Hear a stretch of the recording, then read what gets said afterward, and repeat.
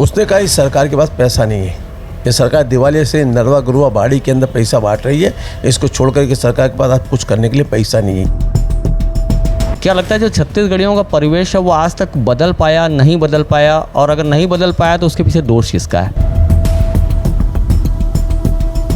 चारों तरफ गांजा, चरस, जुआ, सट्टा, चाकूबाजी, पिस्टलबाजी और खुलेआम हथियार बिक रहे हैं।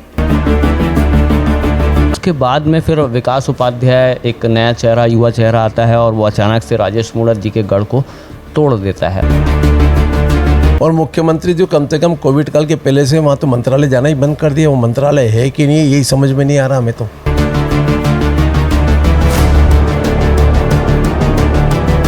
करें तो वो ये कहते हैं कि हम गोबर भी खरीद रहे हैं, 2500 रुपये धान का समर्थन मूल्य दे रहे हैं, जो अब बीजेपी कभी सोच भी नहीं पाई। वह दिन एक ऐसा दिन था, काला अध्याय, जो राजनीति में लोगों ने हत्या नहीं की, वो आत्महत्या के लिए प्रेरित करने के लिए प्रयत्न कर दिए थे। क्यों हारना पड़ा बीजेपी को? 3 राज्यों में हारी, जिसमें यहाँ भी स्थितियाँ ठीक नहीं थी बीजेपी के लिए।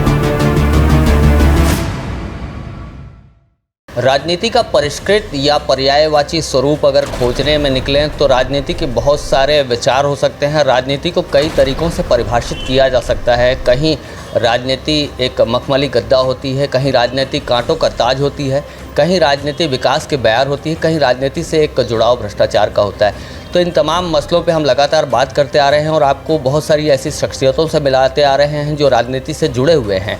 आज की मुलाकात आपकी राजेश मूणत जी से। राजेश मूणत जी भाजपा में बहुत समय से उनका कद, वजन और वजूद रहा है। भारतीय जनता पार्टी में आज वो प्रवक्ता के तौर पे नियुक्त किए गए हैं और काफ़ी प्रभावशाली शख्सियत रही है। तो द स्टोरी इनसाइड में आज राजेश मूणत जी मेरे साथ में हैं। मूणत जी, सबसे पहले ये बताएंगे कि राजनीति में जो आपका प्रवेश हुआ था, सबसे पहला जो दौर था वो क्या था? देखिए, सामान्य रूप से मेरी पृष्ठभूमि पारिवारिक दृष्टि से संघ परिवार से जुड़ा रहा। मेरे ताऊ जी भी पूर्व में विधायक रतलाम ग्रामीण रहे हैं।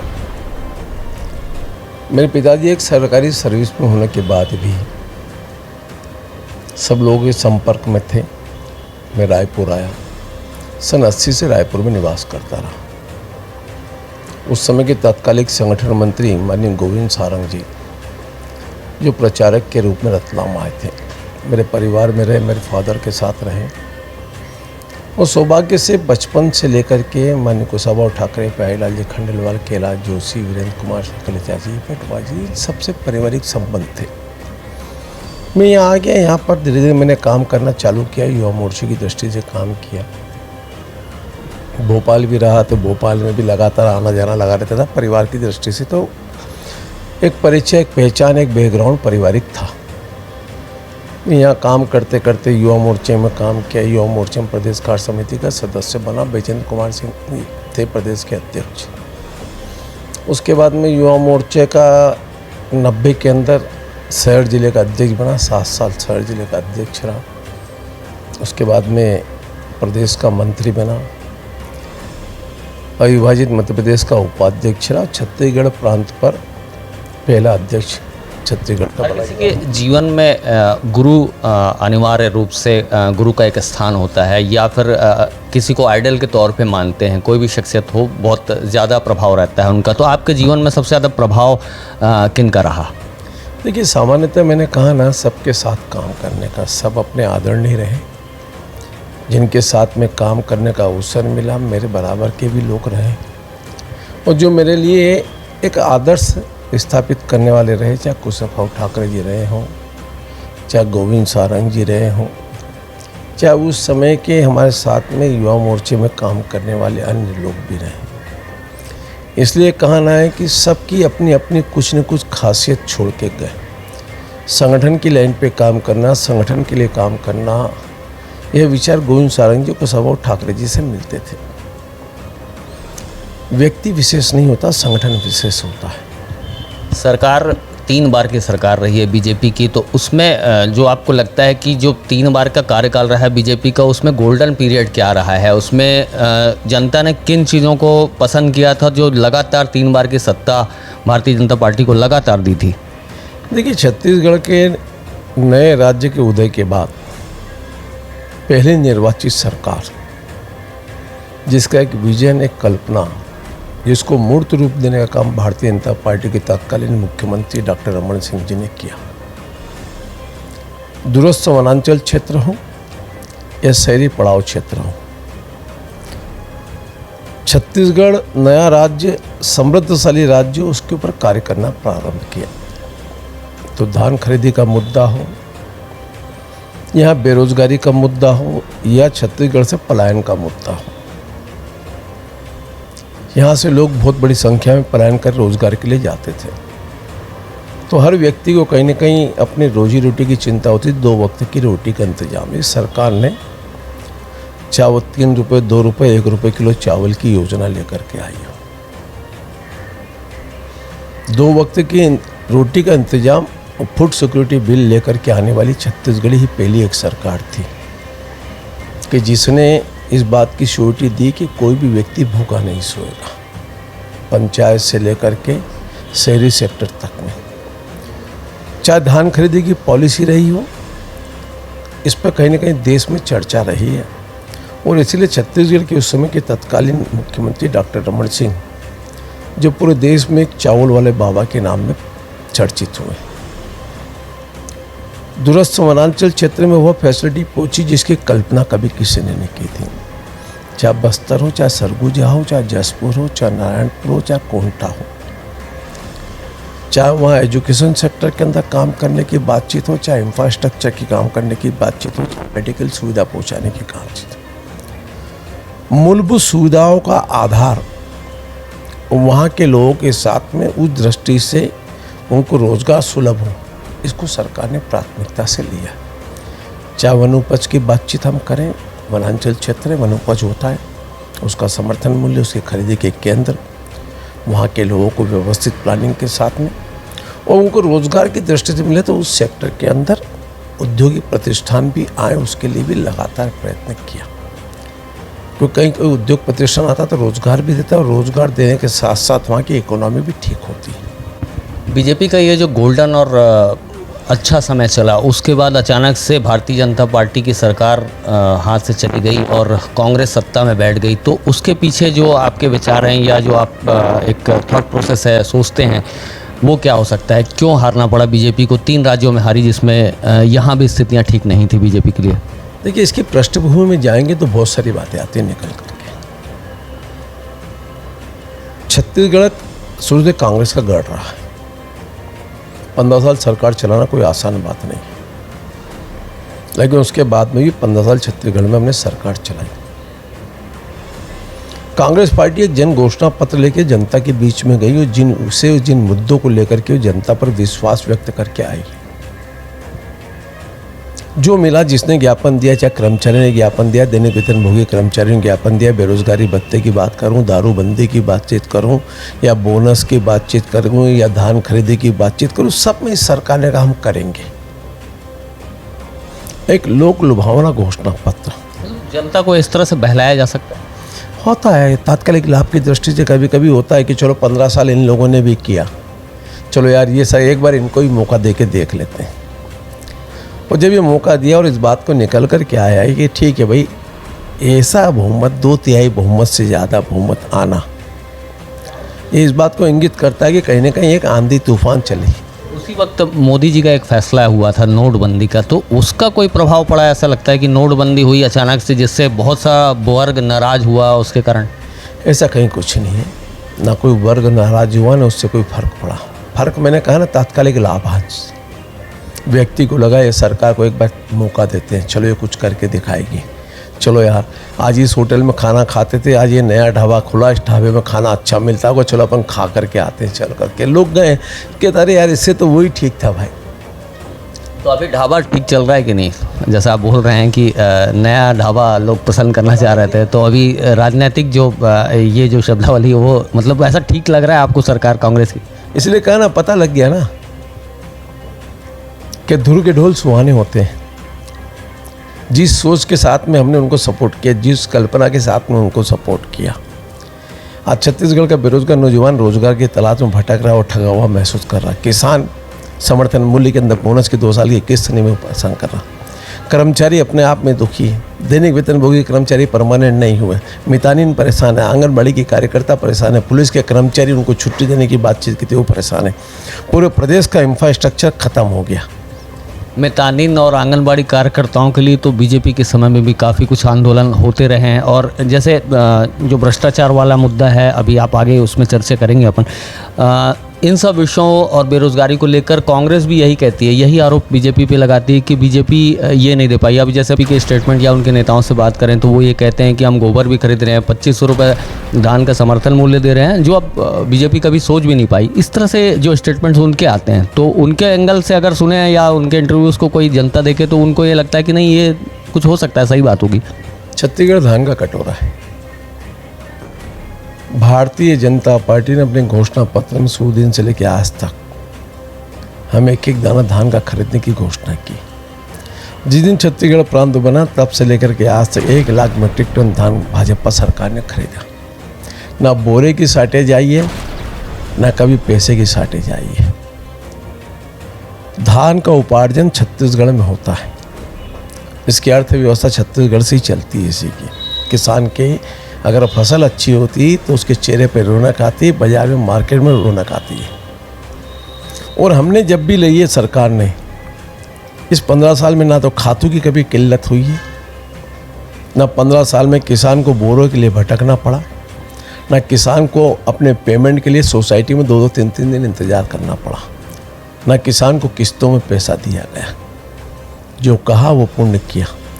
ये सरकार आने के बाद में सोसाइटी में लोग लाइन लगा के खड़े हैं, बोरे नहीं मिलते, उनके अकाउंट में पैसे ट्रांसफ़र 15-15, 20-20 दिन तक नहीं हो रहे। पुराने पैसे कईयों के ट्रांसफ़र नहीं हुए, कईयों के पैसे के अंदर रकबा आपने काट दिया धान का, उसका जितना माल खरीदना था वो खरीदने ने उसका पूरा पेमेंट नहीं किया। कई जिले के अंदर तो ये स्थिति निकल के आई कि उनका 25% से लेकर 35% तक पैसा कट गया। तो ये सब चीज़ें होने के बाद भी आज सरकार की जो स्थिति है, धान खरीदी के मुद्दे पे सरकार बात करती। आपने कहा हम 2 साल का बोनस देंगे, हमने तो नहीं कहा ना आपसे, हम नहीं दे पाए ना, इसलिए हम विपक्ष में आ गए। आपने घोषणा करी हम देंगे, दो ना भाई। 4 साल पूरे हो गए, 4 साल जिनके पूरे हो गए, क्यों नहीं दे रहे आप 2 साल का बोनस? दो ना, आपने कहा ना, हमने तो नहीं कहा ना। ना हम आपके घोषणा पत्र में जाकर के बोल कर क्या है कि हमने चस्पा कर दिया कि आप ऐसा करोगे। मैंने तो नहीं कहा था ना बेरोजगार नौजवानों को बेरोजगारी भत्ता दूंगा या रोजगार दूंगा। मेरे घोषणा पत्र में तो मैं हार गया ना, जनता ने मेरे को नकार दिया। आपको बिठाया ना विश्वास के साथ में, आप दोगे तो आप दो ना उनको। 4 साल बीत चुके हैं, आपने कहा शराबबंदी करेंगे, हमने तो नहीं कहा ना। आपकी घोषणा पत्र में है ना आप शराबबंदी करेंगे, तो आप या तो घोषणा पत्र से नट जाओ कि हमने ये जनता से झूठा वादा किया था, हमारा इस वादे से कोई लेने देना नहीं। भारतीय जनता पार्टी की सोच क्या हो सकती है? जो शराब जो एक सामाजिक बुराई है वो बंद होना चाहिए या नहीं होना चाहिए? हमारी रणनीति का एक हिस्सा था उस समय भी। हमने धीरे धीरे 2000 की आबादी के अंदर शराब की दुकानें धीरे धीरे बंद करना चालू की, चरणबद्ध तरीके से इसको हमने काम करना प्रारंभ किया। और हमारी सोच स्पष्ट थी, इसके अंदर किंतु परंतु का विषय नहीं था। विषय ये है कि आपने जो जनता के मुंह में जा कर के शब्द रख के आए हो, हम नहीं गए। आप उस समय वोट मांगने की जनता के बीच में गए थे ना, आपने वोट की राजनीति आपने की ना। आपने बोला ना हम बहनों से कह कर के आए कि नहीं हम शराबबंदी कर देंगे, हमें आप वोट दो, हमारी सरकार आती सबसे पहले गंगा जल की कसम खाने वाले हमने नहीं कहा। कांग्रेस के प्रवक्ताओं ने गंगा जल की शीशी लेके कसम खाई है कि जो वादे किए वो करेंगे। राहुल गांधी जी के सामने TS बाबा ने अपना प्रेजेंटेशन दिया और उसमें कहा 10,000 करोड़ रुपए की व्यवस्था हम करके रखें, हम इन चीज़ों की पूर्ति करने के लिए हमारे पास ये प्रावधान है। ये मैं नहीं कहता हूँ। और इस प्रदेश का कद्दावर कांग्रेस पार्टी का नेता जो जन घोषणा पत्र समिति का उस समय का चेयरमैन था, जिसने जन घोषणा पत्र बनाया, उसने कहा इस सरकार के पास पैसा नहीं है, ये सरकार दिवाली से नरवा गुरुआ बाड़ी के अंदर पैसा बांट रही है, इसको छोड़ कर के सरकार के पास कुछ करने के लिए पैसा नहीं है। ये मैं नहीं कह रहा हूँ, कांग्रेस पार्टी का कद्दावर और जन घोषणा पत्र समिति का अध्यक्ष मंत्री सरकार का अगर ये कह रहा है तो इस बात को इंगित करता है कहीं ना कहीं कि सरकार ने वो अपनी इस बात को इंगित कर गए और बोल गए, तो कहीं ना कहीं झूठ वो फरेब स्पष्ट दिखाई दे रहा है। जैसे सदन से लेकर सड़क तक की जो आक्रामकता रहती है, वो ऐसा लगता नहीं कि जो बीजेपी इन मुद्दों को, अभी खैर चुनाव का समय आ रहा है, करीबी समय आ रहा है, तो अभी बेरोज़गारी पे बहुत बड़ा आंदोलन रायपुर में हुआ, बहुत बड़े पैमाने पे हुआ, लेकिन इन मुद्दों को बीजेपी ठीक से उठा नहीं पाई। जो 4 साल लगातार चले उसमें सदन के, सड़क, ये जो बड़े आंदोलन हैं, ये अभी वर्तमान में देखने को मिल रहे हैं। देखिए, सामान्यतः चरणबद्ध तरीके से पार्टियाँ चलती हैं। कोई ऐसा तो है नहीं कि आक्रामक करने एक दिन में घुस जाएंगे। पंचवर्षीय योजनाएं, चुनाव के धीरे धीरे हमने जितने मुद्दे उठाए, सरकार को कटघरे में खड़ा किया। प्रदेश की बिगड़ती कानून व्यवस्था, पूरा प्रदेश गड्ढों में भर गया। सड़क कहाँ है, वो गड्ढे कहाँ दिखाई नहीं दे रहे। गांव के अंदर पूरे के पूरे विकास के काम बंद हो गए। पंचायत कर्मी से लेकर के सरपंच तक परेशान होकर के बैठे। किसान खातों के लिए परेशान होकर के चल रहा है। महिलाएं अपने आप को असुरक्षित महसूस कर रही है। चारों तरफ गांजा, चरस, जुआ, सट्टा, चाकूबाजी, पिस्टलबाजी और खुलेआम हथियार बिक रहे हैं। शहर के चारों तरफ भूमाफियाओं का कब्जा होते जा रहा है। और ये इस छत्तीसगढ़ में पहली बार देखने को आया कि छत्तीसगढ़ सरकार जिस दिन से आई ज़मीन बेचो अभियान में लगी है। जब कोई व्यक्ति दिवालिया की ओर चला जाता है या घर परिवार बर्बाद हो जाता है, तब अपने बाप दादाओं की पुश्तैनी ज़मीन को बेचने का काम करता है। कांग्रेस के नेताओं से या शख्सियतों से बात करें तो वो ये कहते हैं कि जो बीजेपी के राज है उसमें भी बड़े बड़े घोटाले हुए, जैसे नान घोटाले का मुद्दा एक उठाते हैं, और भी कहते हैं जैसे सड़कों में जो भ्रष्टाचार, और एक भी ये भी बात कहते हैं कि जो सत्ता परिवर्तन हुआ उसमें कुछ एरोगेंस आ गया था। जो कुछ बीजेपी के जो लीडर्स हैं उनमें एरोगेंस भी आ गया था, थोड़ी सी बड़प्पन बताने वाली बातें भी आ गई थी। तो क्या इनके बीच में कैसे आप, मतलब फ़र्क कैसे निकाला जाए, जनता कैसे समझे कि जो आप बोल रहे हैं वो सही है या जो कांग्रेस का नेता जो बोल रहा है वो सही है? देखिए, आपने, अगर मैं नेगेटिवपन देखने जाऊंगा तो मेरी निगाह का चश्मा और मेरी सोच नेगेटिव है। अगर हमने कुछ कमी बेची थी, सरकार, जनता ने हमें नकारा है। जिस भूमिका में हमारा कर्तव्य, हम उस भूमिका को निवारण कर रहे हैं। आपको तो जनता ने मौका दिया ना। आप 4 साल में आपकी उपलब्धि गिनाओ ना। आपने क्या किया? आपने इंफ्रास्ट्रक्चर में कोई काम किया? मैं तो रायपुर के शहर के अंदर के रहता हूँ, राजधानी में रहता हूँ। मैंने कहा आप गिनाओ ना। वो 35-36 जो वादे गिनाते हैं, चाहे भूपेश बघेल जी अपने भाषणों में कहें या कांग्रेस के नेता कहते हैं, वो 35-36 वादे हमने घोषणा पत्र में कहा था, वो पूरा लगभग पूरा होने वाला है। नए जिले बनाने की बात हुई थी, बहुत सारी चीज़ों पे और बात हुई थी, 2500 रुपये कर्जा माफ़ी की बात हुई थी, किसानों का कर्जा माफ़ करेंगे। ये सारी घोषणाएं हमने जैसे ही सत्ता में बैठे, जैसे चेयर पे बैठे, वैसे ही करना शुरू कर दिया। एक बार डिबेट कर ले 1 to 1, जन चौपाल लगा लेते हैं। आपका जन घोषणा पत्र आपके सामने, आपने जनता से जो वादे किए, एक बार जनता के बीच में बैठ जाते हैं, 1 to 1 कर लेते हैं, आपने क्या किया, दिख जाएगा। नई राजधानी बर्बाद होती हुई जा रही शहर की ओर। एक नया शहर, विकसित शहर, प्लानिंग के साथ में बसने वाला शहर, स्मार्ट सिटी की तर्ज में हिंदुस्तान का पहला शहर नया रायपुर बन रहा था। आज इंफ्रास्ट्रक्चर जीरो हो गया। मेंटेनेंस के लिए पैसा नहीं, मंत्रालय की बिल्डिंग के अंदर पुताई करने के लिए पैसा नहीं, पपड़े निकल रही, मुतरी खुली में बदबू आती है। और मुख्यमंत्री जो कम से कम कोविड काल के पहले से वहाँ तो मंत्रालय जाना ही बंद कर दिया। वो मंत्रालय है कि नहीं, यही समझ में नहीं आ रहा हमें तो। इस रायपुर शहर राजधानी है, राजधानी में कौन रहेगा, कैसे रहेगा, अलग बात है साहब। कौन सी पार्टी आएगी, जाएगी, चले जाएगी, भाजपा और कांग्रेस, फर्क उससे नहीं पड़ता, लेकिन राजधानी तो रहेगी ना। 4 साल में एक काम बता दे इस मुख्यमंत्री जी कि आपने छत्तीसगढ़ की राजधानी रायपुर में किया हो, जिसका आपने लोकार्पण, जिसका आपने भूमि पूजन किया हो, जिसका आपने लोकार्पण किया हो। बहुत दुख के साथ में कह रहा हूँ कि रायपुर की जनता ने 2/3 कांग्रेस पार्टी को बहुमत दिया, 4 में से 3 विधायक कांग्रेस पार्टी के, लेकिन रायपुर की जनता उनको ठगा हुआ महसूस करती है। 0% काम इस रायपुर में। जब से छत्तीसगढ़ अपने अस्तित्व में आया है तब से छत्तीसगढ़ में नक्सलवाद एक बड़ी समस्या रही है, और नक्सलवाद के लिए बहुत बड़े बड़े फंड भी आए, लेकिन आज तक वो समस्या ख़त्म नहीं हो पाई। चाहे कांग्रेस का भी राज हो, आप लोगों का भी जो 3 बार का कार्यकाल। अभी अमित शाह जी ये कह के गए कि इस बार के चुनाव में आज हमें विजेता चुने पार्टी को, और उसके बाद में हम नक्सलवाद का सफाया कर देंगे। ये कैसे संभव हो सकता है जब 3 बार 15 साल के कार्यकाल में ये समस्या जीवित रही, उसके बाद कांग्रेस के भी शासनकाल में है अभी भी? देखिए, छत्तीसगढ़ की भौगोलिक दृष्टि के ऊपर विचार डालना पड़ेगा। कभी सरगुजा, जसपुर तरफ नक्सलवाद की समस्या थी, खत्म की भाजपा सरकार ने। बस्तर संभाग के अंदर साउथ बस्तर को छोड़ दे तो बचे हुए बस्तर को समेट करके रखा भाजपा सरकार के समय से। डॉक्टर रमन सिंह जी को थ्रेट मिला उसी समय से। आज मैं अगर सुकमा, कोंटा, बीजापुर, नारायणपुर तरफ की बातचीत करूँ तो उस क्षेत्र में भी सड़कों का जाल फैला है।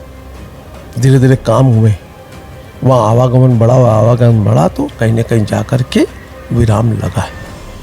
और ये है कि जब तक हम जॉइंट ऑपरेशन के साथ में अन्य स्टेट के लोग मिल करके लड़ाई लड़ेंगे, नदी के पार दूसरा स्टेट लग जाता है, कभी आंध्र लग जाता है, उड़ीसा लग जाता है, महाराष्ट्र लग जाता है। इनके कॉरिडोर को तोड़ने का काम भी बीजेपी सरकार में और कहा है। ऐसा नहीं कि नहीं हुआ है, ठीक है, आज आपकी सरकार में आप भी काम करें, लेकिन ये चरणबद्ध तरीके से मिल करके केंद्र के सपोर्ट से, छत्तीसगढ़ के सपोर्ट से, आंध्र, उड़ीसा या महाराष्ट्र के सपोर्ट से सब मिलकर जॉइंट ऑपरेशन करेंगे, इनको घेराबंदी करके इस कार्य योजना को इम्प्लीमेंट करेंगे तो बिल्कुल सफाई 100% होगा। क्या नक्सलवाद से एक और चीज़ जैसे सोचने को मजबूर करती है कि जैसे समस्या रहेगी तो समस्या से निपटने का फंड आएगा, और समस्या से निपटने का फंड आएगा तो उसमें जो भ्रष्टाचारी गतिविधियां हैं वो जारी रह सकती हैं। तो ये भी एक बात है कि राजनीतिक संरक्षण भी हो रहा है कहीं, जो नक्सलवाद का सफाई इसलिए भी नहीं हो पा रहा। देखिए साहब, राजनीतिक संरक्षण जिनको देने वाले दे रहे होंगे, जिनको सोचना सोच रहे होंगे। ये इस प्रदेश की नहीं पूरे देश की समस्या है, और जब तक इस समस्या को नीचे से जड़ से नहीं उखाड़ के फेंकेंगे तब तक अमन चैन शांति नहीं है। ये घरेलू आतंकवाद है, इसको लड़ने के लिए दृढ़ इच्छा शक्ति चाहिए, जो भाजपा सरकार ने दिखाई थी वो दिखा रही है। अब पीडब्ल्यूडी मंत्री रहे हैं और परिवहन मंत्री भी रहे हैं। आज जैसे जो आपके समय में जो आपने काम किया पीडब्ल्यूडी में रहते हुए और परिवहन को लेकर, उसको जब आप यहाँ आकलन करते हैं पैरेलल में, जब अभी जो सिटी बसों की हालत है बहुत ख़राब है, अभी आप लोगों के कार्यकाल में सिटी बस का शुभारंभ हुआ था, और उस वक्त जो सड़कें हैं वो भी आप लोग जो बनाए थे, उसके हिसाब से आज की सड़कों पे बहुत सारे सवाल उठ रहे हैं कि सड़कों की स्थितियाँ बहुत बदतर हैं। कई भाजपा के नेता सड़कों में खड़े होकर जो वीडियोज़ भी बना के उसको टैग कर रहे हैं कि ताकि कहीं से सरकार की आँखें खुल जाए। आपको क्या लगता है कि ये जो दोनों में अंतर है वो क्या दिख पा रहा है? देखिए, इस सब के पीछे मॉनिटरिंग, दूरदृष्टि। रोड बनती है, एक रोड को बनाने में 2.5 साल, 3 साल, 4 साल तक भी लगते हैं बड़ी रोडों को। मैं तात्कालिक लाभ लेने के लिए कुछ भी करूं अलग बात है, उसकी कार्य योजना नहीं होगी तो मैं फेल्यूर घोषित हूँगा। 4 साल में इस रोड सेक्टर को माननीय मुख्यमंत्री ने दरकिनारे करके रखा है। अगर रोड बन रही है तो उसकी मॉनिटरिंग है, कमी बेसी उसको ठीक करना। रोड बन गई है, 3 साल 4 साल के बाद में उस पर मेंटेनेंस आता है तो मेंटेनेंस के लिए पैसा फंडिंग देना, काम करना, कौन कौन सी रोडें ख़राब हुई है उसके ऊपर हर साल कहीं ना कहीं समीक्षा होती है। मैं बहुत दुख के साथ में इस बात को कहता हूँ कि माननीय मुख्यमंत्री जी ने छत्तीसगढ़ की रोड की कभी समीक्षा नहीं की, ना मंत्री जी ने कभी रोड पे जा कर के देखा। रोडों को एक दिन में नहीं उखड़ती है। पानी और डामर दोनों 36 का आंकड़ा, टेक्निकल रूप से किसी से भी बातचीत कर ले। जब कोई छोटा सा पेज अगर हो जाता है, उस पेज को रिपेयरिंग नहीं करेंगे तो धीरे धीरे पूरी रोड को खा जाएगा। पेज रिपेयरिंग के नाम के पैसे ही नहीं निकले। अरे एडीपी के काम चलो, एडीपी के काम जो 3rd फेज के थे वो मेरे कार्यकाल में चालू करके गया, टेंडर को फाइनल मैंने नहीं किया, आपने किया। आज वो काम पूरा नहीं हुआ, 2nd फेज हो पा रहा है। सड़क विकास निगम की रोडों को आप कंप्लीट नहीं करा पा, ये रिस्पॉन्सिबिलिटी किसकी है? क्या आप लोगों का जो समय चला या कार्यकाल चला उसमें आप ये इन चीज़ों को टोटल नकार रहे हैं कि भ्रष्टाचार जैसी कोई चीज़ नहीं थी, या फिर जो एक जनता के लिए जो बड़े हितकारी फैसले हैं लेने के लिए कुछ नेताओं की जो बातें आती थी, या कुछ ऐसा लगता था कभी मन पे खटास होती थी कि नहीं ये फैसले मैं खुद इस तरह से सोचता हूँ लेकिन मेरी पार्टी जो है या मेरे पार्टी के और जो नेता हैं वो लोगों की सोच मेरी जैसी नहीं? देखिए, सब विषय अलग अलग होते हैं। मूलभूत आवश्यकताओं की पूर्ति करना सरकार का कर्तव्य है। मैं क्या सोचता हूँ, वो क्या सोचता हूँ, उसके आधार पे इंफ्रास्ट्रक्चर खड़ा नहीं होता। एक नीड है, शहर है, राजधानी है रायपुर, फ्लाईओवर बनाना तो फ्लाईओवर में कितना पैसा लगेगा उसका सर्वे होता है, डिटेल सर्वे होता है, कितना जाएगा, कितना एफर्ट आएगा, क्या क्या आएगा, सब पे होता है। अंडर ब्रिज बनाना तो यहाँ से कितने लोगों को आवश्यकता मिलेगी, अन्य हम क्या क्या चीज़ें बनाते हैं, सर्वे करने के बाद में एक टाउनशिप उस टाउनशिप में किन किन चीज़ों की आवश्यकता मूलभूत पड़ती है, उसकी कार्य योजना बनाना, उसको इम्प्लीमेंट करना, उसके लिए फंडिंग की व्यवस्था करना।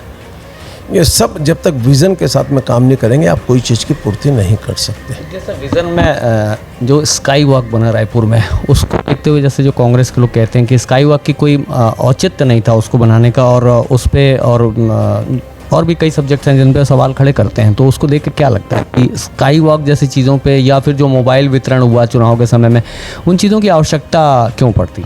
देखिए, सब चीज़ों का अलग अलग टेस्ट अलग अलग समय का है। स्काई वॉक की सोच कांग्रेस पार्टी की नहीं हो सकती, उनकी सोच ही नहीं, क्योंकि रोड ही नहीं बना सकते हैं आज तक। मैंने तो कहा ना, मुख्यमंत्री की स्वयं की एक सोच बचा देना कि नया रायपुर है, रायपुर है जिसके अंदर पूरे विश्व के अंदर नया रायपुर एक खड़ा होता हुआ रायपुर था। रायपुर है, रायपुर के अंदर क्या किया आपने, क्या दिया? एक गिनाए ना कोई काम कि जिसके अंदर जनता को प्रभावित करने के लिए मैंने कुछ एक इंफ्रास्ट्रक्चर बनाया।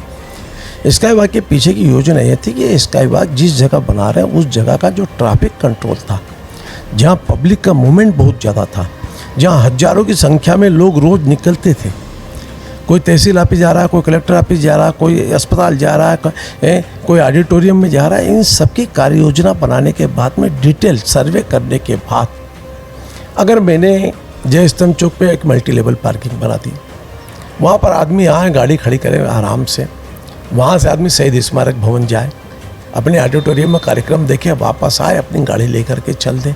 सड़क के ऊपर जो गाड़ियाँ खड़ी होती थी खड़ी होने की ज़रूरत नहीं पड़ेगी, ना ट्रैफिक जाम होगा। तहसील ऑफिस से आदमी आता है, तहसील में सब लोग काम कराने आते रहते जाते रहते हैं, चाहे वकील हो, चाहे वहाँ पर जो भी आवश्यकता गांव का देहात से लेकर वो आदमी आए कलेक्टर ऑफिस तक ऊपर जाना, ऊपर के ऊपर निकल जाए, नीचे ट्रैफिक स्मूथली चलेगा, कोई तकलीफ नहीं है आदमी को। वहाँ से अगर डीके अस्पताल से सुपर स्पेशलिस्ट अस्पताल के बीच में किसी को आना है, नो प्रॉब्लम, ऊपर ही ऊपर आ जा सकता है। लोगों के सुझाव सकारात्मक कईयों के आए हैं।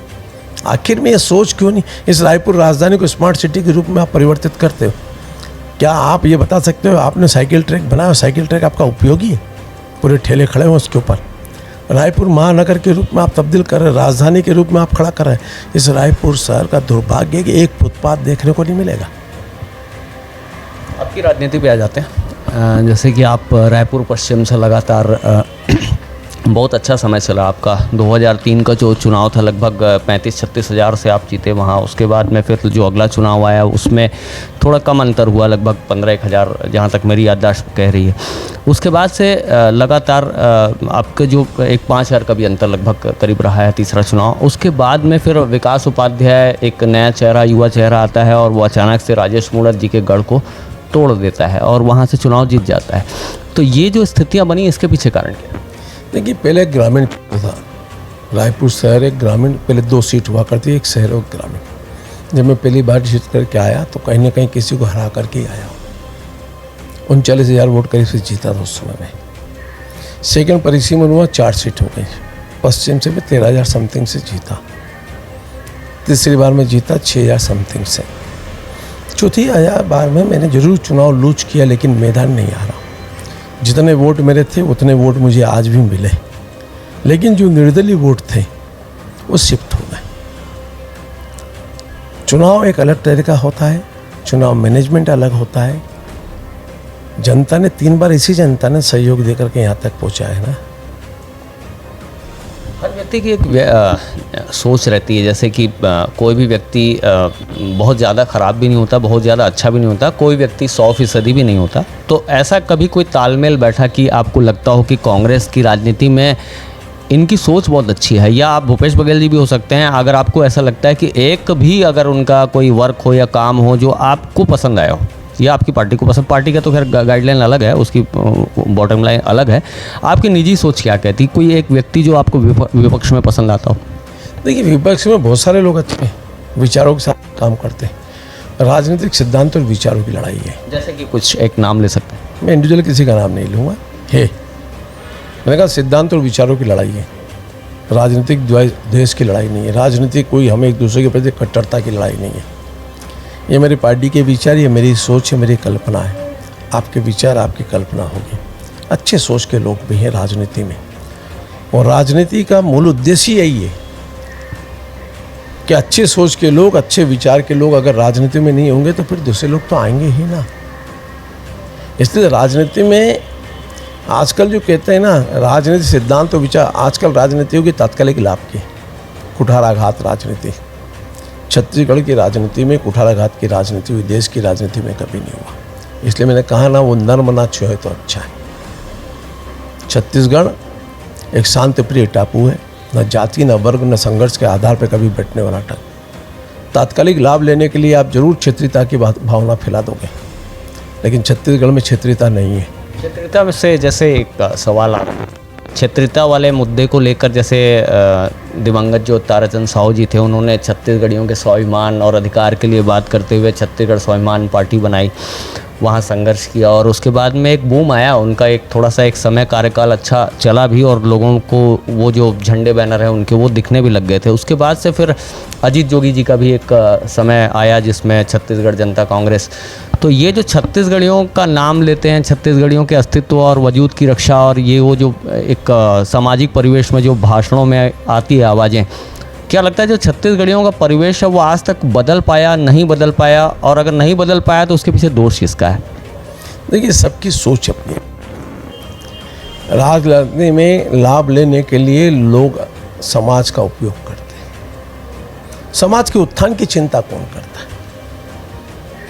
इसमें बीजेपी भी कभी ऐसा लगा कि बीजेपी भी कहीं कुछ दोष निकला उसका भी, कि बीजेपी ने भी जो एग्जैक्ट पहुंचाना चाहिए था छत्तीसगढ़ियों के हितों का, तो वो नहीं हो पाया, ऐसा कुछ लगा? कभी मन पे कुछ विचार आए हों? मैंने कहा ना, सोच का फर्क है। क्या छत्तीसगढ़ राज्य का विकास होगा तो छत्तीसगढ़ का विकास नहीं होगा? छत्तीसगढ़ खाली जाति वर्ग के आधार पर चलती है क्या? कुछ लोग हैं जो राजनीति के अंदर खाली जातिवाद का जहर घोल करके अपने हित का साधने का काम करते, ना कि समाज का। जैसे राष्ट्रीय स्तर की जो पॉलिटिक्स हो गई, अब जो राम को लाएं हम उनको लाएंगे, एक नारा चल पड़ रहा है। तो ऐसा जो अब जैसे यूपी चुनाव भी हुए तो वहाँ पर 80-20 वाली जो बातें आ रही थी, अब ऐसा लगता है कि जो बीजेपी है वो हिंदुत्व और हिंदू वोटों पे ही निर्भर है, ऐसा कुछ है। और ये लगता है कि जो मुस्लिम वर्ग है वो बीजेपी को पसंद नहीं करता या उनको वोट नहीं देना चाहता है, ऐसा कुछ मन पे विचार या बीजेपी की एक जो स्ट्रेटजी है वो? देखिए, मैंने पहले कहा, सबके साथ सबका विकास, जाति वर्ग समाज से ऊपर उठ करके देश का विकास हो, प्रदेश का विकास हो, समाज का विकास हो, व्यक्ति का विकास हो। मैं छत्तीसगढ़ मातृभूमि के अंदर जन्म लिया, मेरा उद्देश्य बनता है इस माता की सेवा करना, इसका विकास करना, इसको आगे बढ़ाना। मैंने कहा, हर समाज, हर वर्ग, हर जाति के आधार पर लोग हैं, सबकी अपनी आस्था है। मैं प्रभु राम को मानने वाला हूँ, प्रभु राम का है। मैं यीशु को मानने हूँ तो यीशु का, नो प्रॉब्लम। मैं मुस्लिम हूँ, मुस्लिम 5 वक्त की नमाज अदा करता हूँ, लेकिन मेरा कर्तव्य मेरा देश है। मैं इस देश के लिए जीता हूँ, इस देश के लिए मरता, ये मेरी मातृभूमि, इसकी सेवा करता हूँ, ये संकल्प मेरा होना चाहिए। और इसलिए कहा ना, मैं छत्तीसगढ़ मातारी का बेटा हूँ, तो छत्तीसगढ़ मातारी की पूजा करना, छत्तीसगढ़ की धरती को अपनी धरती मांगना, यहाँ का पैसा कमाना, खाना, यहीं रहना और यहीं एक छत्तीसगढ़ को उच्च शिखर पर लेके जाने के लिए प्रयत्न करना, ये हम सबका कर्तव्य है। जिस तरह से पार्टी के संगठन में जो बदलाव हो रहे हैं, नए चेहरे आ रहे हैं सामने में, पुरंदेश्वरी जी थी, उसके बाद में उनके जाने के बाद में नए चेहरे आ गए, प्रदेश अध्यक्ष जी का बदला जाना, अभी भारतीय जनता पार्टी की सोच क्या चल रही है? पूरी बात तो डिस्क्लोज नहीं करेंगे, लेकिन जो भी सोच चल रही हो कि पार्टी अपने जो पायदान है उसको बचाने के लिए या मजबूत करने के लिए क्या सोच लेके चल रही है? देखिए, भारतीय जनता पार्टी कार्यकर्ताओं पर आधारित पार्टी है। व्यक्ति आएंगे जाएंगे, राजेश मूणत भी इस पार्टी की देन ही है। 15 साल अगर मुख्यमंत्री जी के साथ काम करने का अवसर और इस प्रदेश के अंदर मंत्री के रूप में, तो इस भारतीय जनता पार्टी ने विधायक बनाया, जनता ने सहयोग दिया, तभी मेरी पहचान बनी है।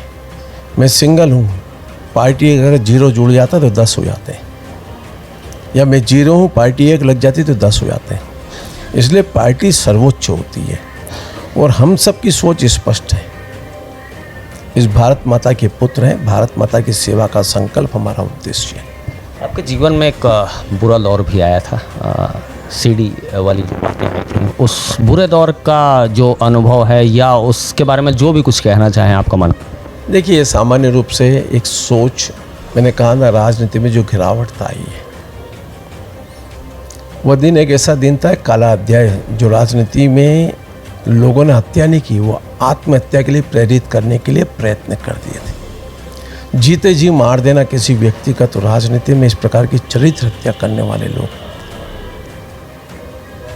ऊपर वाला देखता, देर है अंधेर नहीं है।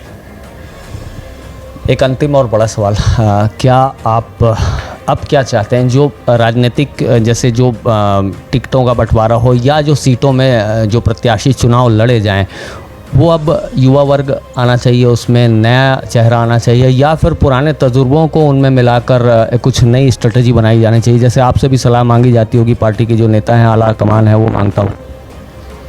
सर्वव्यापी समाज, सर्वव्यापी सोच, युवा भी काम का है, अनुभवी भी काम का है।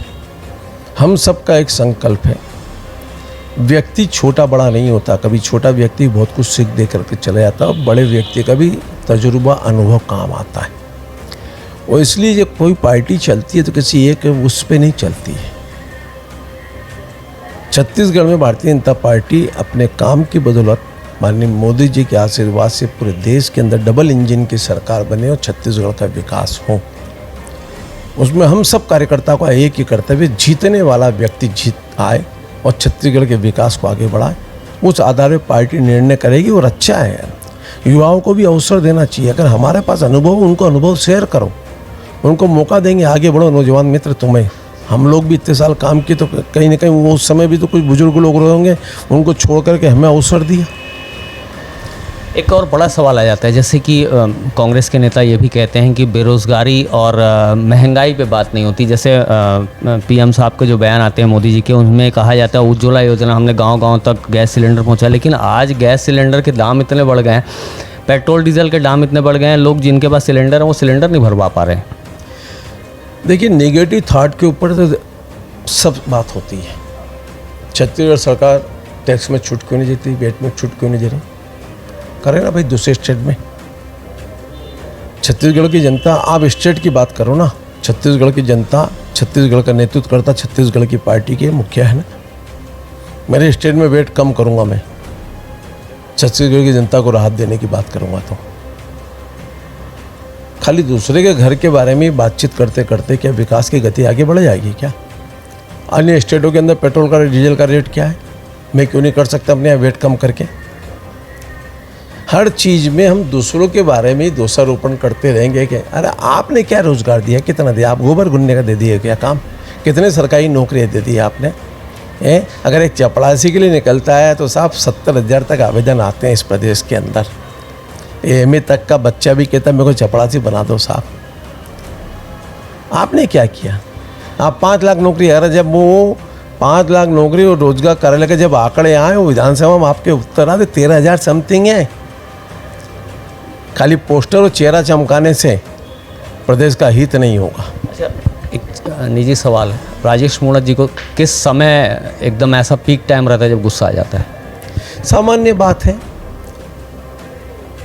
एक नेचर होता आदमी का, कोई पीक टाइम नहीं होता। गलत चीज का प्रतिकार करना गुस्सा नहीं होता है। नियम कानून कायदे सबके लिए हैं, लेकिन चेहरा देख करके नियम कानून कायदे की बात करेंगे तो कहीं ना कहीं आदमी को, दूसरे को, किसी न किसी को रिएक्शन तो होगा। अच्छा, इसी सवाल को जरा उलट के पूछूं कि ऐसा कौन सा समय आता है जब राजेश मूणत जी बहुत खुश होते हैं और बहुत मतलब जो गोल्डन पीरियड चलता है, ये चाहे घर परिवार के बीच हो या दोस्त यार या फिर राजनीतिक जगहों पे हो, तो ऐसा कौन सा जो विचार है उसके कारण खुशी महसूस होती? देखिए, मैं तो रोज़ ही मस्त रहता हूँ, स्वस्थ रहता हूँ। मैं टेंशन में जीने का आदी नहीं हूँ। मेरे बारे में जो ज़्यादा सोचते वो चिंता करें। मैं तो अपनी लाइन बड़ी करने की कोशिश करता हूँ। जिनका काम है लाइन मिटाना, वो लाइन मिटाते रहें। आपके बारे में लोगों को और सोचना पड़ सकता है, और ये अंतिम सवाल है और ये पूछना चाहूँगा कि क्या राजेश मूणत चुनाव लड़ेंगे? पार्टी जो आदेश कहेगी वो काम करूँगा। निजी विचार आपके, अगर व्यक्तिगत तौर पे पार्टी जो आदेश करेगी वो तो है। मैं पार्टी का कार्यकर्ता हूँ। मेरी पूंजी मेरी पार्टी, मेरी पहचान मेरी पार्टी है। एक और अंतिम सवाल आपके निजी जीवन से जुड़ा हुआ, अगर राजेश मूणत जी सपोज राजनीति में नहीं आते तो क्या होते हैं? व्यापारी थे, व्यापारी के बेटे थे। व्यापार कर रहा हूँ, आज भी व्यापार करता हूँ। मेरा ऑफसेट प्रिंटिंग प्रेस का बहुत बड़ा काम है, अच्छा काम है। 84 से काम कर रहा हूँ उसके अंदर। राजनीति में मैं अकेला करता हूँ, मेरा परिवार का कोई व्यक्ति राजनीति नहीं करते। न मेरे बेटे को कोई जानते हैं राजनीति के अंदर, न मेरी बिटिया को कोई जानते हैं, न मेरा कोई रिश्तेदार राजनीति में हो। मैं स्वयं पार्टी का काम करता हूँ और मैं स्वयं पे शुरुआत की, स्वयं पे अंत होगा। मेरा अपना व्यापार व्यवसाय है, वो अपना है, और राजनीति मेरा अपना अलग काम। तो इस तरह से राजेश मूणत जी से मुलाकात, और साफ तौर पर ये इंटरव्यू सेशन आपको कैसा लगा? और हमने तमाम तरह के सवालात इनके सामने रखे, जनता से जुड़ी हुई बातें भी रखी, विपक्षी दलों की जो बातें हैं या आरोप हैं उन पे भी सवालात किए, जवाब मांगे। तो राजेश मूणत जी साफ तौर पर एक प्रभावशाली शख्सियत के तौर पे जवाब देते नज़र आए।